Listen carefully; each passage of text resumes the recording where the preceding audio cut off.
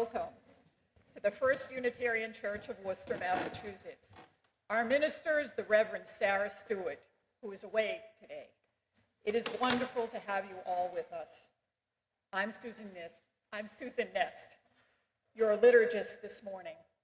Our guest preacher is the Reverend Kendra Ford, who served a UU congregation in Exeter, New Hampshire for 21 years, departing in June from that calling to work on climate change full-time. She lives in Portsmouth, New Hampshire with her husband, their 9-year-old child, and a now fading forest of sunflowers, zinnias, and tomatoes. Also leading worship today is our interim director of music, Allegra Martin, director of faith development, Abigail Hannaford Riccardi, assistant director of faith development, oh, pardon me, I've mixed their names up. Our director of faith development is Sandra Namath, and our assistant director is Abigail Hannaford Riccardi. And the broadcast technician is Eugene Rossi. We are pleased to welcome our guest organist, Fred Jodry. Fred is the director of choral activities at Brown University and co-music director at Trinity Church in Newport, Rhode Island. He is also the founder and director of Schola Cantorum in Boston and of the former music director of First Unitarian Providence. He holds a bachelor's and a master's degree from the New England Conservatory of Music. Here at First Unitarian Church, we strive in loving fellowship to honor the sacred, connect with each other, and serve justice. We are a welcoming congregation. Whatever your age, race, class, nationality, sexual orientation, or gender identity, we are delighted to have you with us this morning. For those of you joining us online, you can like this video to help others find us and subscribe to our channel to find more content. The newsletter is the best way to stay in touch or join our other programs. If you would like to receive our e-newsletter, please go to firstunitarian.com and click subscribe to our newsletter at the bottom of any page. After the service, everyone is welcome to attend a social hour in the church parlor through these doorways. They can't hear me. Okay. Can you hear me now? No. Okay.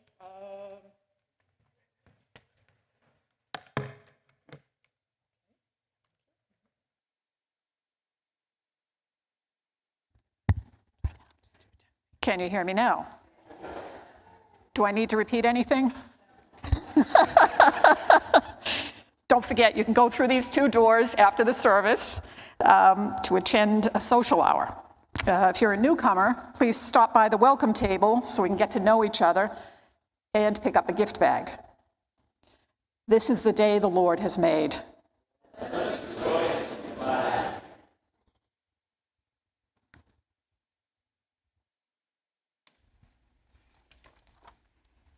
Good morning. It is a joy to be with you. Hello. It is a joy to be in person with people. The last time I was in church, we were not as in person as this, and so this is a particular delight.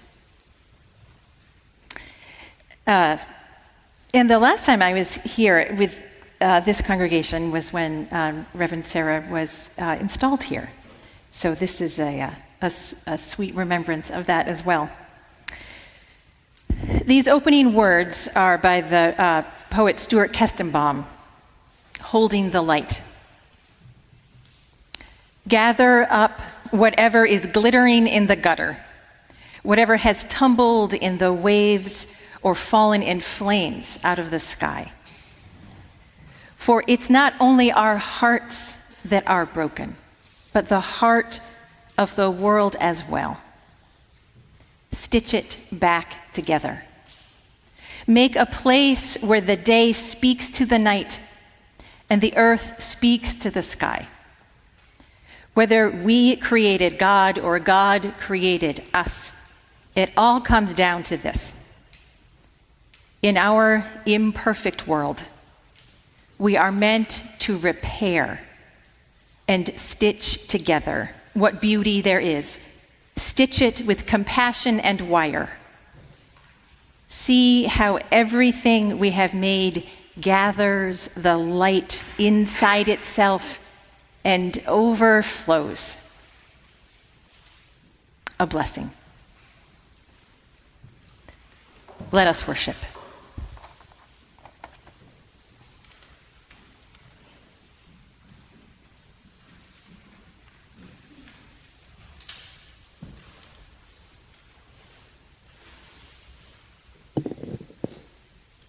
Bill is going to light our chalice this morning.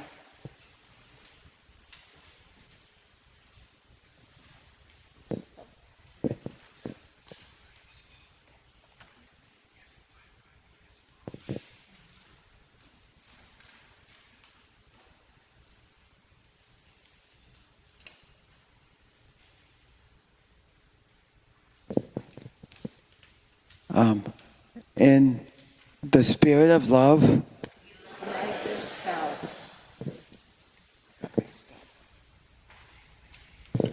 Please rise in body or spirit to renew the covenant of our church with the words printed in your order of service and appearing on screen. In the love of truth and in the spirit of Jesus, we unite for the worship of God and the service of all.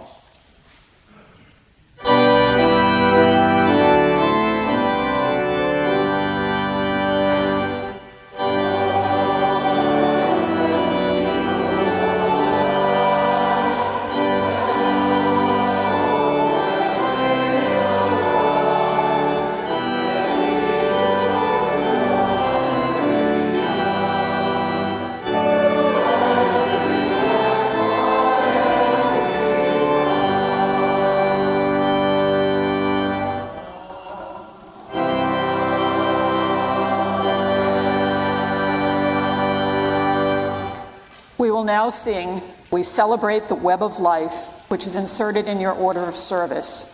It's sung to the tune of Amazing Grace.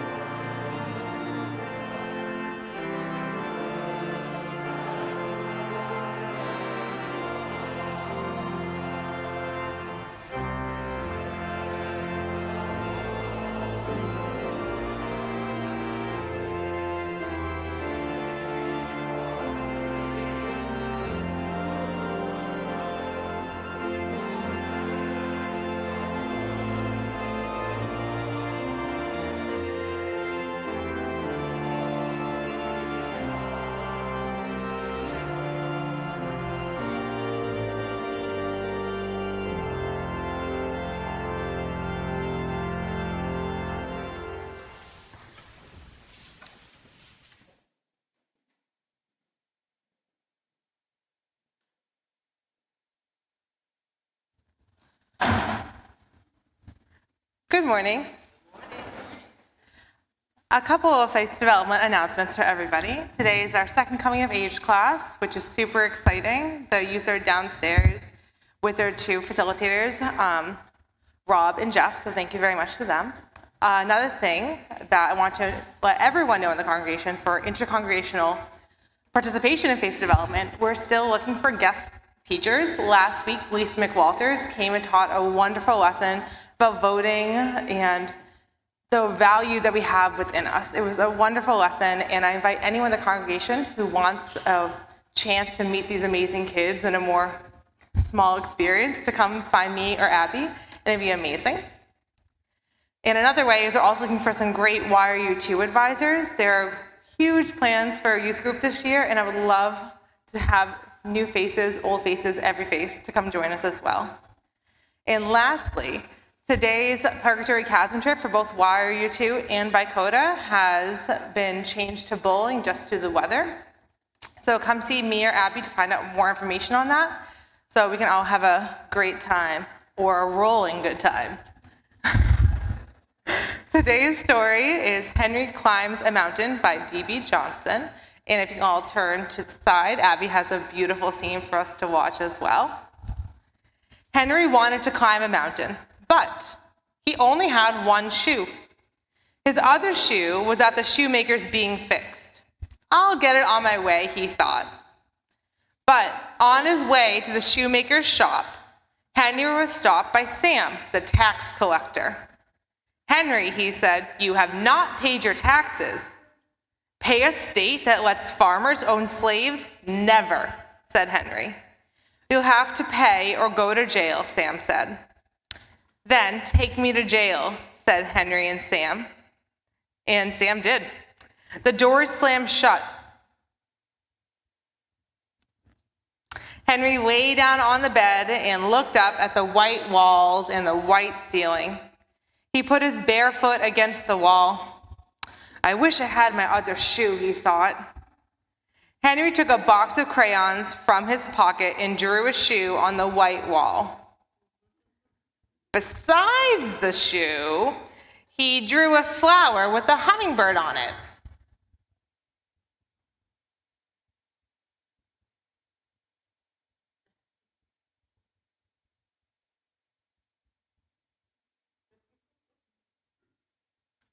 Next, Henry drew the tree that the hummingbird lived in.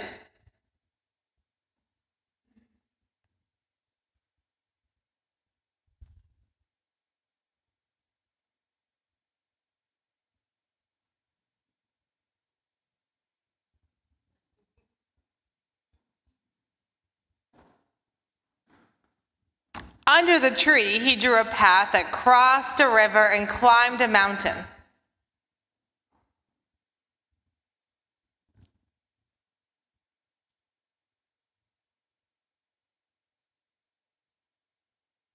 Henry got his shoes wet. And as he drew up the wall, he sang a song. The bear goes over the mountain, the bear goes over the mountain, the bear goes over the mountain to see what he can see. Henry climbed up waterfalls. He marched in and out of clouds. And when it started to rain, Henry pulled his hat right on down. He drew a hawk soaring in the ceiling, in the sky, in clouds on the ceiling. At the top of the mountain, Henry met a traveler coming up on the other side. He was singing a song. The other side of the mountain, the other side of the mountain, the other side of the mountain will set me free at last. Henry and the traveler sat together on the mountaintop. They talked and laughed and sang more songs. You have no shoes, said Henry. Are you walking far? As far as a star in the north, the traveler said. That's a long way. Take my shoes, said Henry. And the traveler put on Henry's shoes. He stood and he waved. Thank you, friend, he called. Henry started back down the mountain. The path went down and over the sharp rocks that really hurt his feet. He tripped over roots and logs in the path. Ouch, said Henry. Once, he caught his foot in a rabbit hole.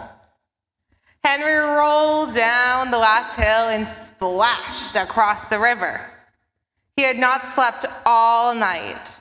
The sun was coming out when he stumbled into a small room.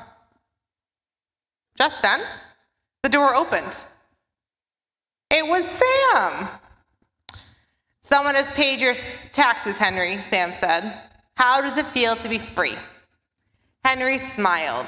It feels like being on top of a very tall mountain, he said. And he walked to the shoemaker to buy a new pair of shoes. Thank you. And I would invite all my children and youth to come join us. We have our second Unity Circle where we're going to be focusing on the third principle today. Thank you.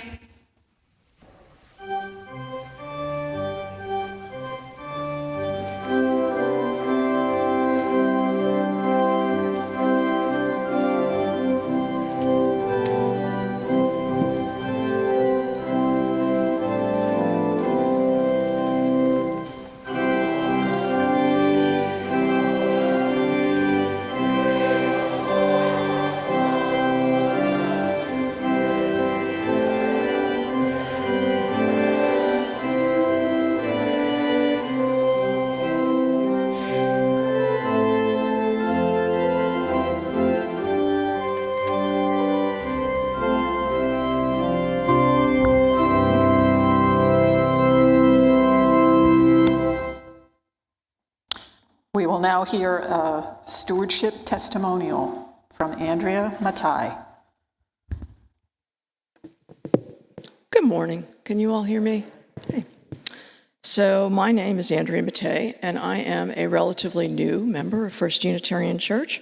I joined in January of 2021 after a decade of consideration and a year of Sarah's sermons on YouTube during COVID, which were excellent. I am from Worcester. I was born and raised here, and I grew up coming frequently to the building next door because my dad worked there. And so the spire and the beauty of the lights have been very familiar to me, and I've been very happy since I made this transition. I have learned really through all of you that we are a community premised on tolerance and acceptance, grounded in love and truth, and driven by the energy of change to give opportunity to all. So Marjorie Conley asked me to offer you a few thoughts, and I promise I will do that, but she's a very brave woman because some of you know me, I'm a lawyer, and I don't think in the history of Anglo-Saxon tradition a lawyer has said a few words on any topic, but but feel free to cut me off and I will be brief. So moving from one religious denomination to another is never, for me was not taken lightly, and I was from a very deeply Catholic family for many generations. So to do this, which was one of the reasons for the time, it was a big deal for me. And one of the things that I wanted to look at was basically how our management was doing. Which is not the typical question, right? So let's check in with management. We're not buying a stock, people, but let's ask the question.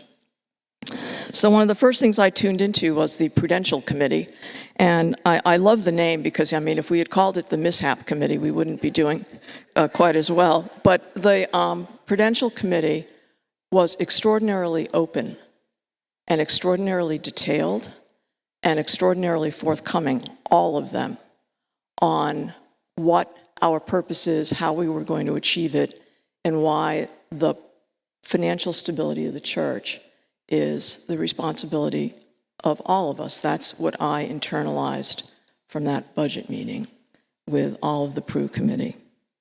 So in asking you today to join with me to support the church, I take this very seriously. And I will just give you one more insight. You don't need to be an advanced politician or a macroeconomic professor to know that we are in one of the hardest periods of financial strain we've seen probably in 25 years. But in order to keep us where we are, sometimes you have to get out in front of a problem instead of try to catch it So as I was looking at my own, commitment, I was thinking about what it means to be out in front of problems. And I just ask you, as you think, and I think we're all predisposed because we're all here and we love this church. Think about how we can get out in front and stay in front of all of the things that we value and treasure about this church. Because every institution and everything you love comes with a cost. And now we're in the season of thinking of what that cost is. And that is my reflection on stewardship.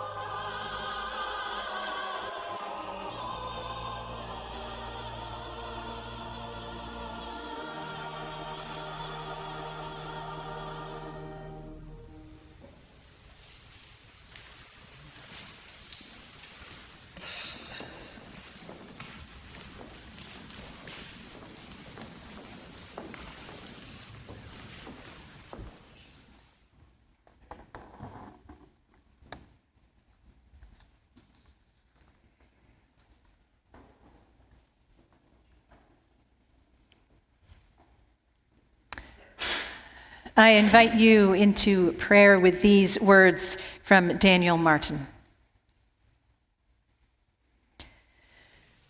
We who have lost our sense and our senses, our touch, our smell, our vision of who we are. We who frantically force and press all things without rest for body or spirit, hurting our earth and injuring ourselves, we call a halt. We want to rest. We need to rest and allow the earth to rest. We need to reflect and to rediscover mystery that lives in us. This is the ground of every unique expression of life. Source of the fascination that calls all things to communion. We declare an earth holy day, a space of quiet for simple being and letting be, recovering the great forgotten truths.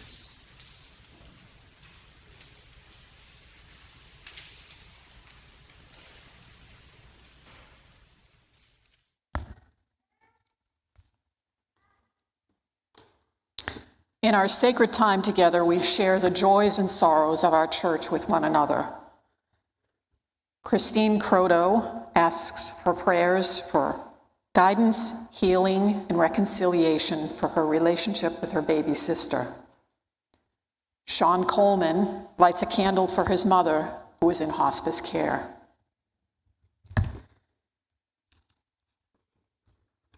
Ellen O'Neill Waite lights a candle to celebrate the marriage of Katie O'Neill and Pat Sullivan and to honor Katie's parents, Kevin and Carolyn O'Neill.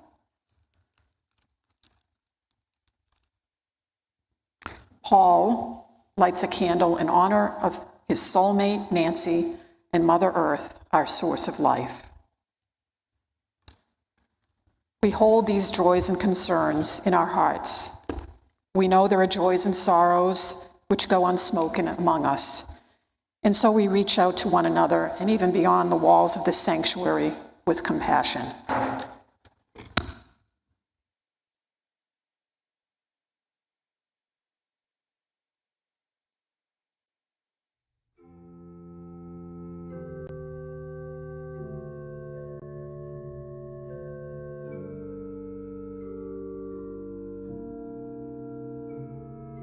This morning I invite you into the prayer of St. Francis, and I think that the words are printed in the in the insert to your order of service.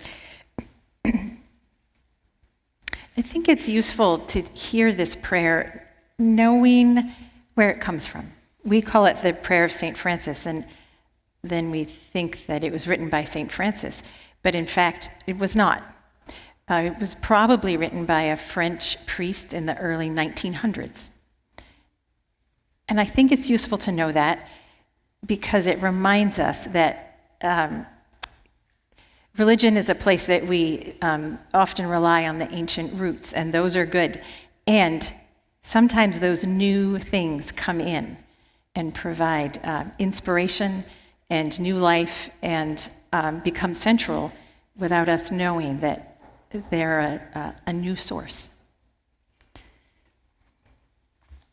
So the prayer of St. Francis.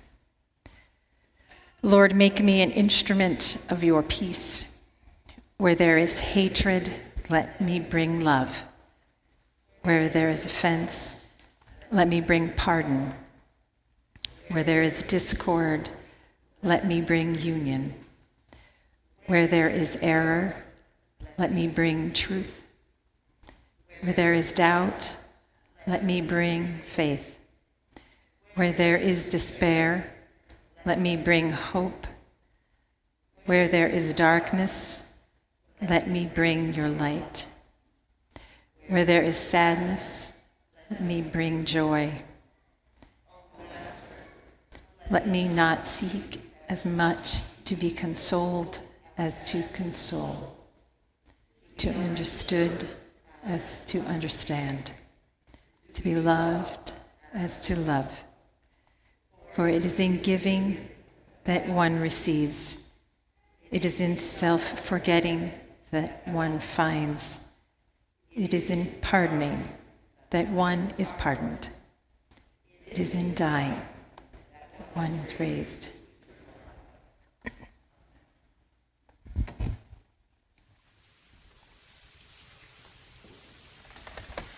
Our ministries at First Unitarian Church continue to thrive because of your support. Once a month, we share an offering with a nonprofit whose mission is aligned with ours. Today, we'll be taking the collection for UU Mass Action, and our own member, Tom Crowley, will tell us about their work.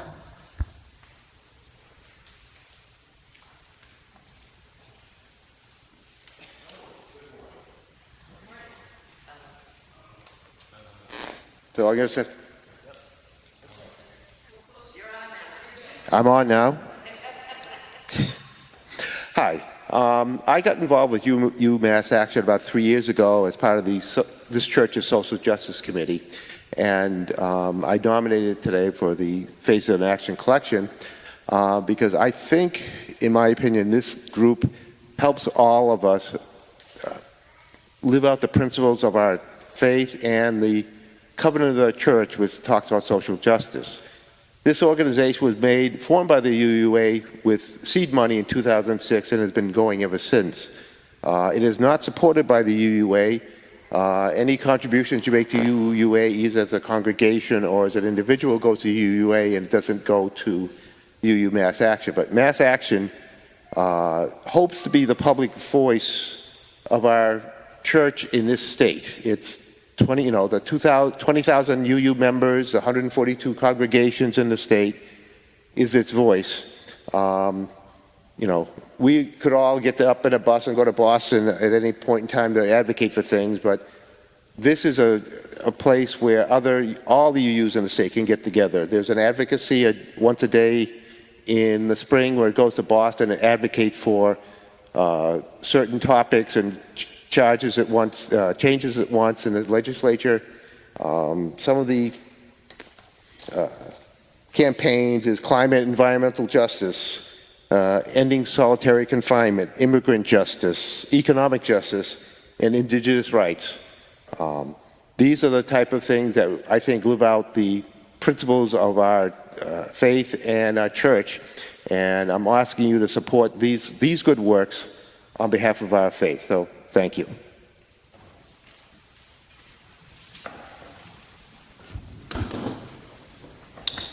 The ushers will now receive this morning's offering, or you may scan the QR code in your order of service. If you are online, you can text the number on your screen or go to firstunitarian.com and click Give Online at the top of any page. Everything we do as a church is thanks to your support. The church will pay the fees associated with online giving, so 100% of your gift will support UU Mass Action. I invite your generous contribution for this good work in our community.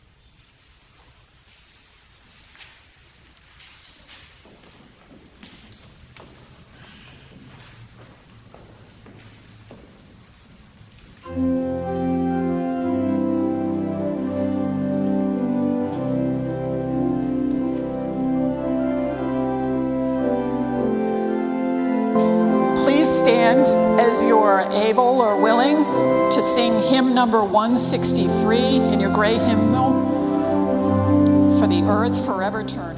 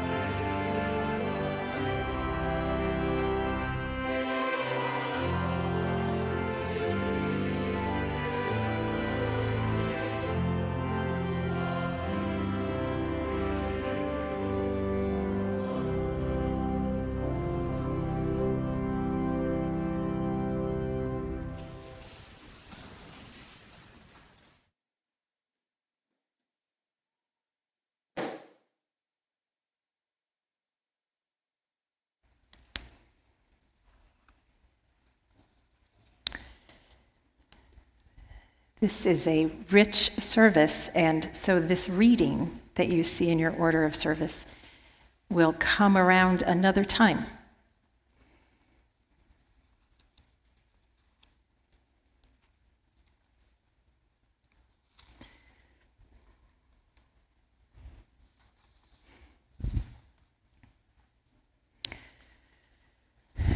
I stood at the leading edge of a river of 1,000 or more people on a small rural road in Minnesota. We were about to cross a bridge so small that I had not noticed that it was the bridge that crossed the tender beginnings of the mighty Mississippi. But now there were no cars on the road, only people and singing in the June heat. As we approached the silver thread of the river, the 1,000 people were singing. Their banners were waving. If you love water, Mississippi, then have the courage to stop line 3. And indeed, some of us did step into that water of the beginning of the Mississippi and walk out to one of the platforms they had built to be able to drill under those shining wetlands. I felt a little bit like Henry the Bear in that moment. My feet were wet, and I was part of imagining something different for the world by putting my feet in the water and my heart in the struggle. Maybe you followed the protests at Line 3 in northern Minnesota last June. Maybe you were there. There were a lot of people there. The protests that I participated in were for a couple of days. And then the protests went on, and in fact, the resistance camps are still there, even though the pipeline is running now.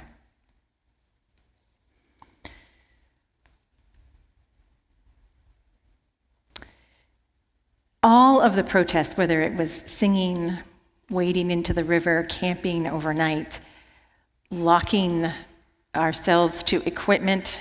I was not one of the people who did that, but many people did.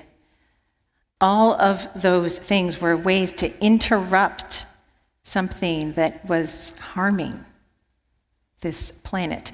We've missed our chance to get out ahead of it, as your stewardship person said. So now we're trying to catch up.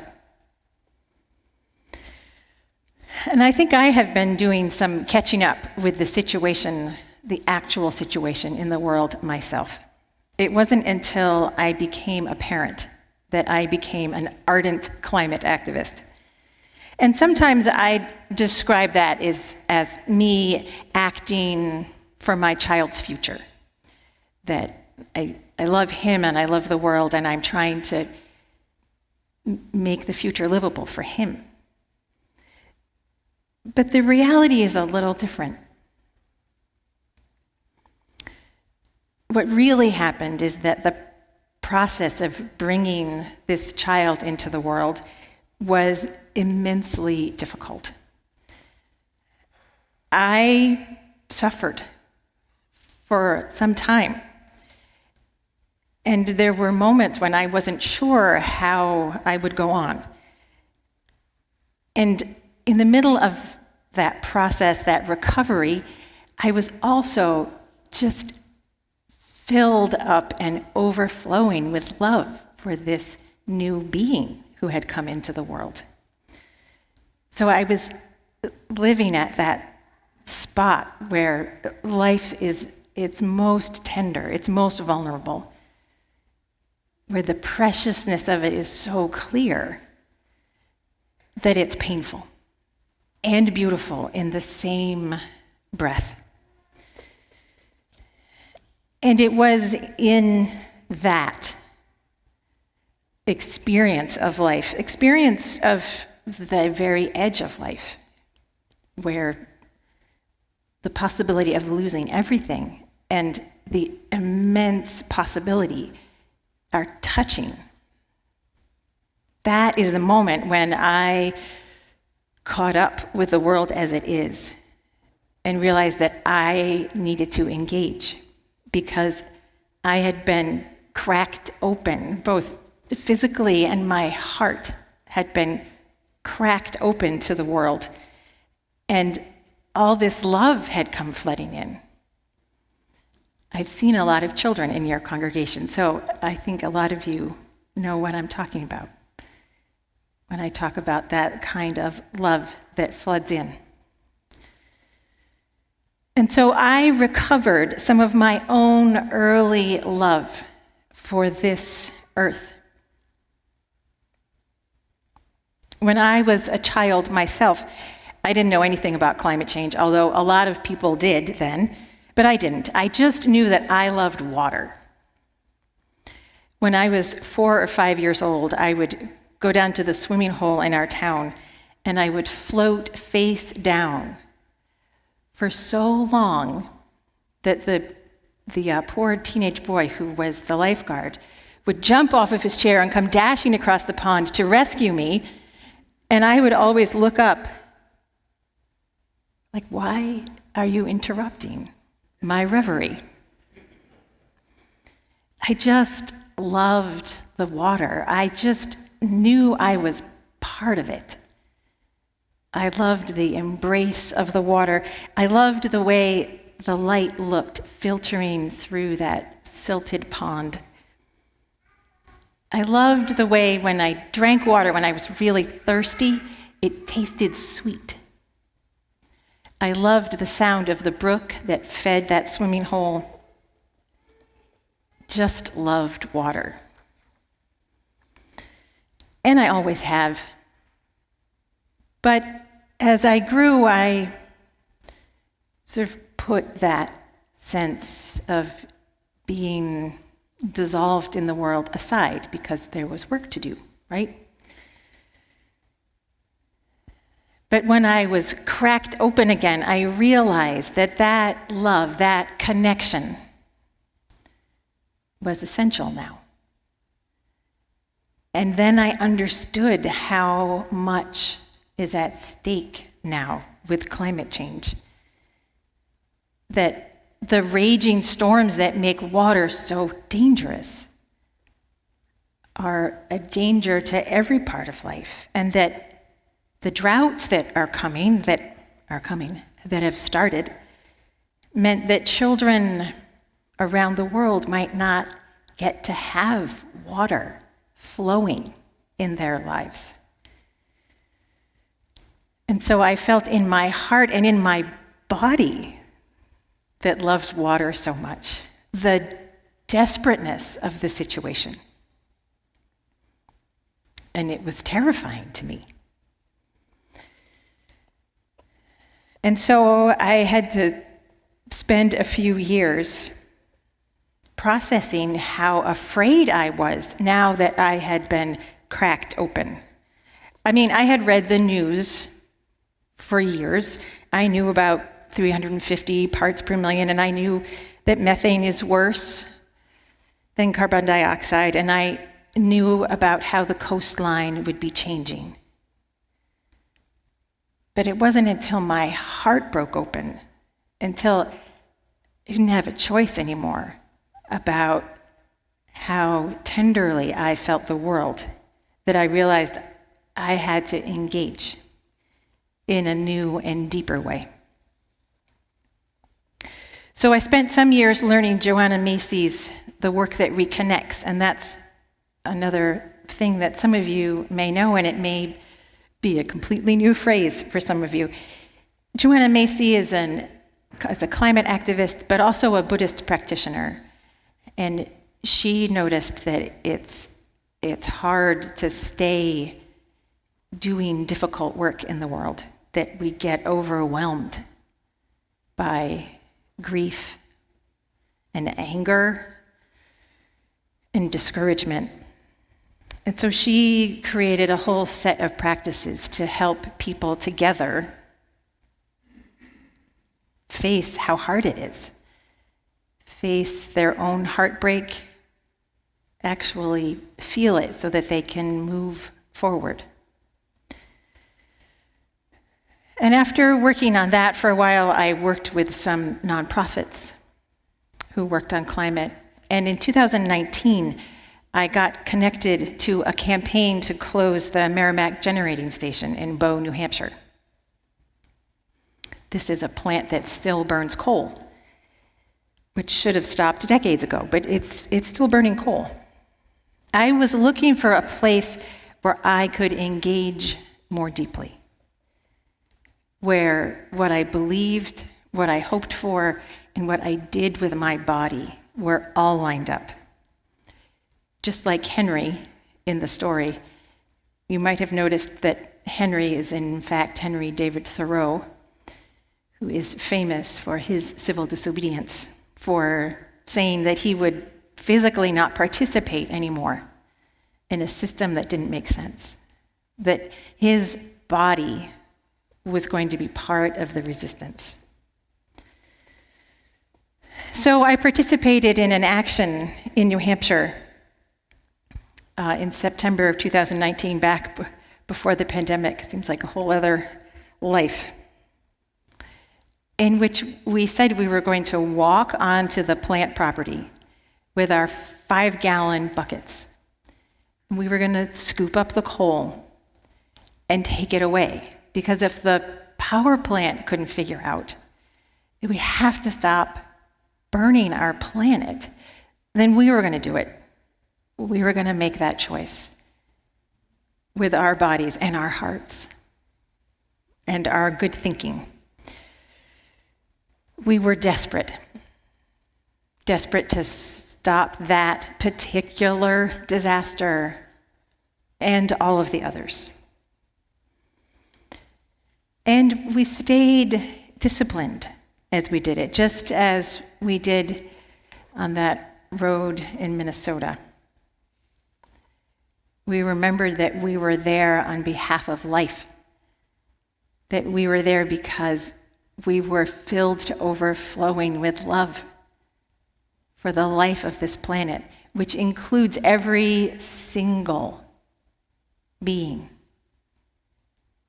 here on the road in Minnesota, walking into the plant, everyone. And so we would harm no one as we went to take the fuel out of the fire. And when a police officer arrested me, because you're not supposed to go and take the coal, and said that I was under arrest, I said, "Would you join us?" Because it's his climate too, it's his future too. We're all connected in this. He declined. But I have to tell you, still I dream that the next time I see him, that he will join us, that he will use his skills, his capacities for, this person had some skill at meeting a high tension situation calmly. It would be very useful.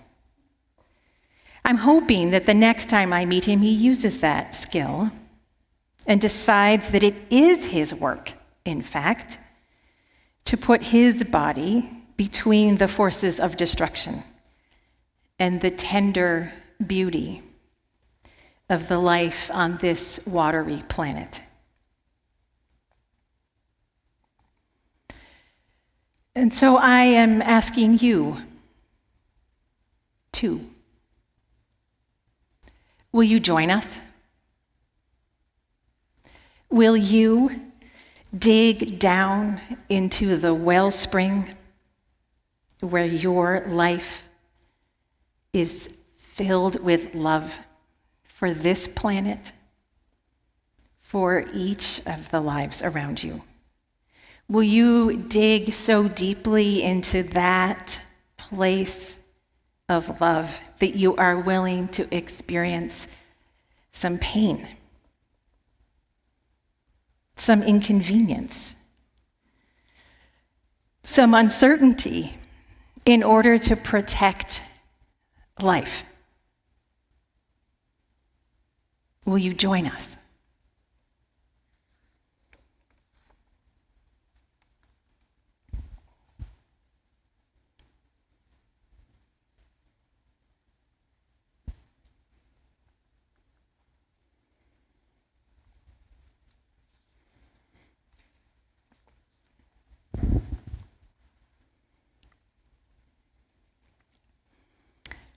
I invite you to join your voices in singing.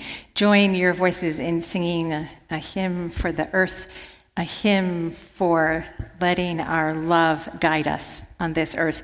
Blue Boat Home, I hear you've sung it recently. It's one of the hymns I sing every week, 1064 in the teal hymnals.